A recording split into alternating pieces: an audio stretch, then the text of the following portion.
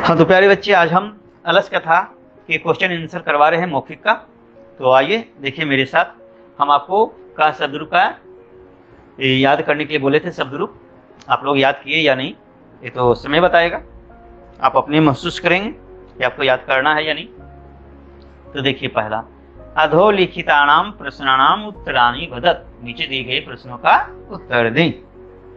पहला, इयं कथा कस्मात् ग्रंथात् उद्धृता अस्ति।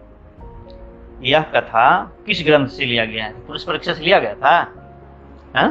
तो कस्मात् है पंचमी के एक वचन, तो पुरुष परीक्षा ग्रंथ से।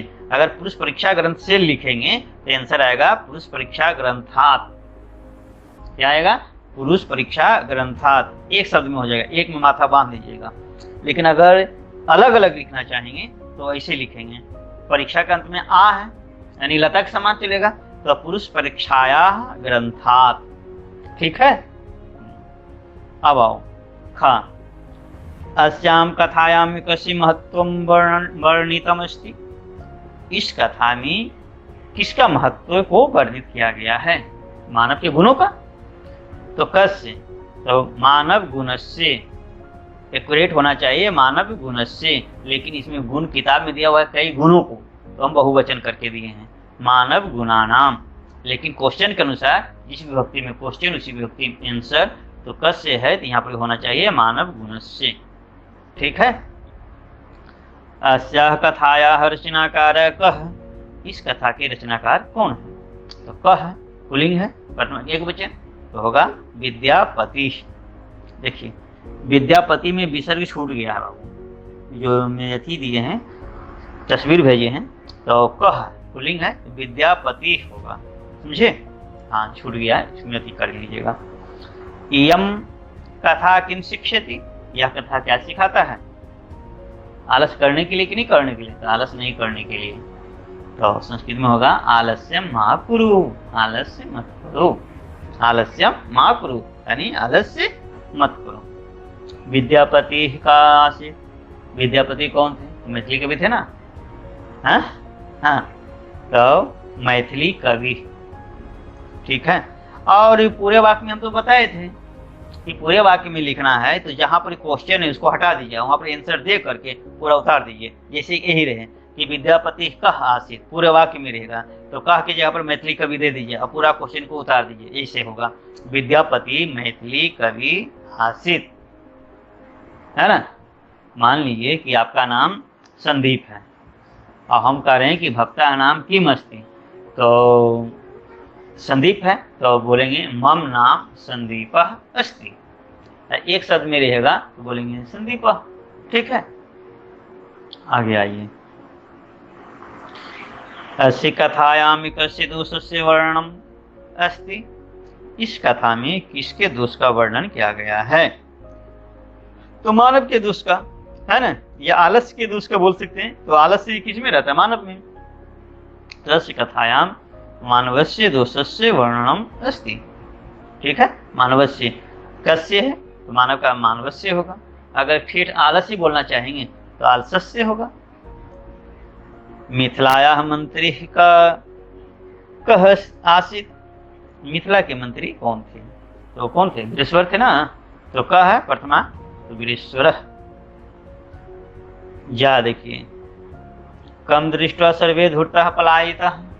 किसको देखकर सभी धूर्त पलायित हो गए यानी भाग गए? आग को देख करके। तो आग को संस्कृत में बोलते हैं अग्नि। तो कम है, द्वितीय के एक वचन है, तो बाल कम, तो क्या होगा? अग्नि का अग्नि। ठीक है। हाँ, यहाँ देखिए, अलस्सालायां बहुद्रव्यव्ययं दृष्ट्वा तन्नियोगी पुरुषे किं प्रमृष्टम्। अलस्साला में बहुत सारे द्रव्यों का नाश देख करके नियोगी पुरुष क्या बोले? यानी जहाँ पर ये खाना बन रहा था वहाँ बहुत सारा द्रव्य खत्म हो रहा था, वो मटेरियल खत्म हो रहा था। उसको बोला कि भाई इतना कैसे खिलाएंगे, इन लोगों का टेस्ट लिया जाए, परीक्षा लिया जाए, है ना। किम परमिष्टम, क्या है सलाह किए? परीक्षा कुर्मः, परीक्षा करेंगे ना। ठीक है। फिर दूसरा देखिए, अधोलिखितानां प्रश्नानां उत्तरम एक शब्देन दत्त। नीचे दिए शब्दों को एक शब्द में उत्तर दीजिए। ऊपर में था अधोलिखिता नाम प्रश्न नाम उत्तरानी बदत, नीचे दिए गए प्रश्न को उत्तर दीजिए। ये लिखा वही नहीं था कि एक शब्द में देना है या पूरे वाक्य में।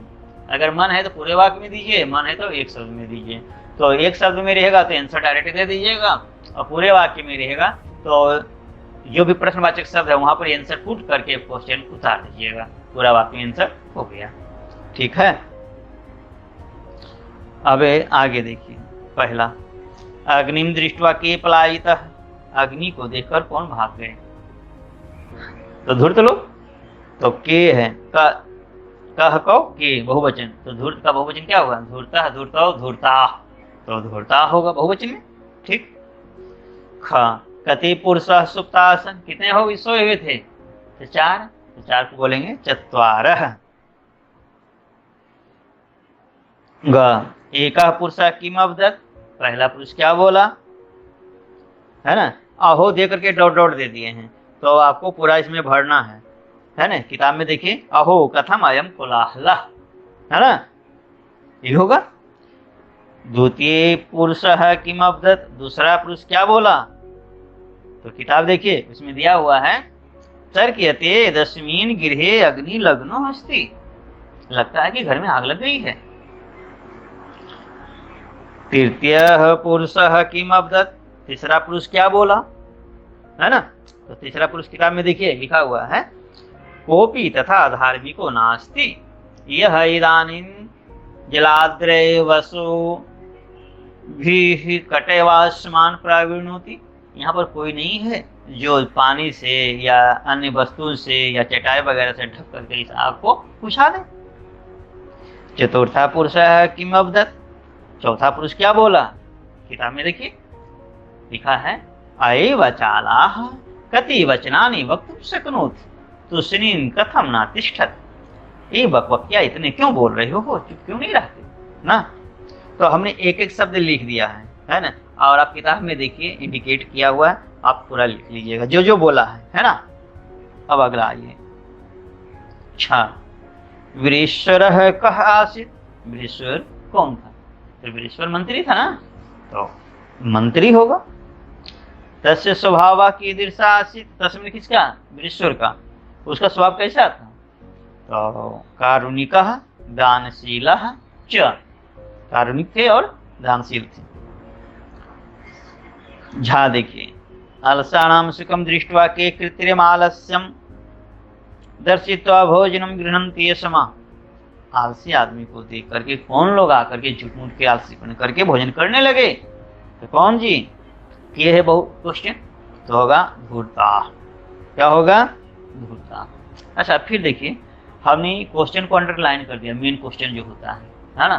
तो 1 से देखिए, प्रश्न नंबर 1 से, और हम सबका बोलते जा रहे हैं कौन कौन है।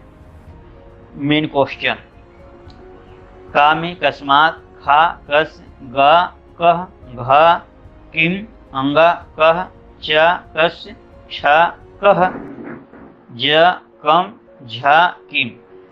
और दूसरा क्वेश्चन में देखिए सब में बोल दे रहे हैं, अंडरलाइन भी क्या हुआ, का, कि, ख, गति, ग किम, घ किम, अंग किम, च किम, छ कह, ज कीदृशः, झ के। और हम बता दिए हैं कि जौन विभक्ति में क्वेश्चन उसी विभक्ति में आंसर।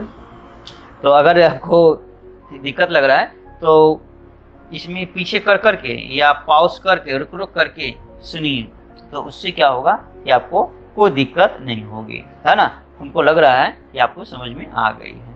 फिर अगले दिन हम मिलते हैं और लिखित प्रश्नों के उत्तर हम जानने की कोशिश करेंगे। ठीक है बच्चे, धन्यवाद, फिर मिलते हैं।